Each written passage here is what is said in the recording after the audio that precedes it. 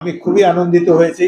সাধারণত অনেক সময় তো আমরা যাই, ওখানে গেলেই মনটা খারাপ হয়ে যায় যে কেন রাজনীতি করতে আসলাম। যেসব লোকের সাথে আশেপাশে বসি আর যেসব বক্তব্য শুনি, সামনে যাদেরকে দেখি, এদের সাথে আমার কোনো মিল খায় না, কোনো কিছুতে মিল খায় না।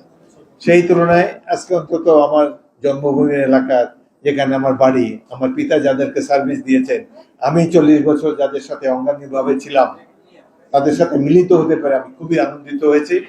আমাকে আমন্ত্রণ জানাবার জন্য লালমোহন ফাউন্ডেশনের সকল সভাপতি এবং সকল কর্মকর্তা বৃন্দকে আন্তরিক অভিনন্দন জানাচ্ছি, ধন্যবাদ জানাচ্ছি।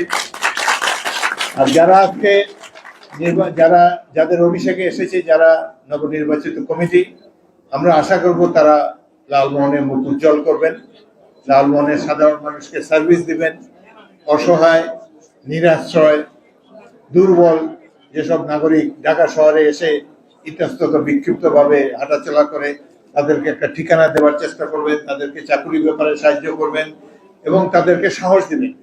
আমার ক্ষুদ্র মানুষ, আমার দ্বারা যতদূর করা সম্ভব নিশ্চয়ই সেটা আমি করব।